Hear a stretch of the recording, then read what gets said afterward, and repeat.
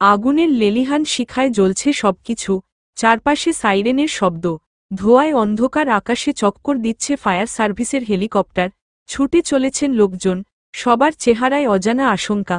কোথায় যাবেন জানেন না অনেকে। এ চিত্র যুক্তরাষ্ট্রের ক্যালিফোর্নিয়া অঙ্গরাজ্যের লস অ্যাঞ্জেলেস শহরের।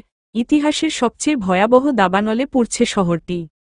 বিনোদন জগতের কেন্দ্র হিসেবে পরিচিত লস অ্যাঞ্জেলেসে এ দাবানলের সূত্রপাত হয় গত মঙ্গলবার। বৃহস্পতিবার পর্যন্ত সেখানে ৬টি আলাদা দাবানল সৃষ্টি হয়েছে। মরার উপর খাড়ার ঘা হয়ে দাঁড়িয়েছে প্রচণ্ড গতিতে বয়ে চলা ঝড়। ঝড় ও বাতাসে হুহু করে ছড়িয়ে পড়ছে আগুন। দাবানলে এখন পর্যন্ত ৫ জনের মৃত্যু হয়েছে। মুহূর্তের মধ্যে আগুনে পুড়ে মাটির সঙ্গে মিশে যাচ্ছে রাস্তার পাশে দাঁড়িয়ে থাকা বহুমূল্যের ঘর ও গাড়ি। এরই মধ্যে ক্ষতি হয়েছে $৫০ বিলিয়ন সম্পদের।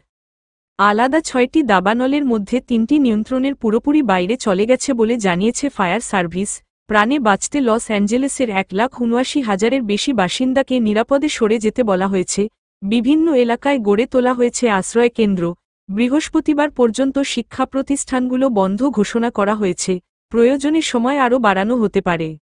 দাবানল ছড়িয়ে পড়া এলাকাগুলোর মধ্যে আগুনের সবচেয়ে ভয়াবহ রূপ দেখা গেছে অভিজাত এলাকা প্যাসিফিক প্যালিসেডসে। সেখানে ১৫,৮৩২ একর এলাকা জুড়ে ছড়িয়ে পড়েছে আগুন। এই এলাকার একটি বাড়িতে ১৯৭৯ সাল থেকে বসবাস করে আসছেন হলিউডের তারকা অভিনেতা বিলি ক্রিস্টাল। আগুনে সেটিও পুড়ে গেছে।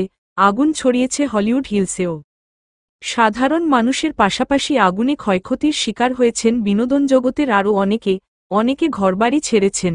যেমন টেলিভিশনে নিজের বাড়ি আগুনে পুড়তে দেখেছেন অভিনেত্রী প্যারিস হিলটন। তিনি বলেন, আমার মন ভেঙে গেছে। আর অস্কারজয়ী অভিনেত্রী জেমি লি কার্টিস ইনস্টাগ্রামে লিখেছেন, আমার এলাকায়, সম্ভবত আমার বাড়িতেও আগুন লেগেছে, আমাদের জন্য প্রার্থনা করবেন।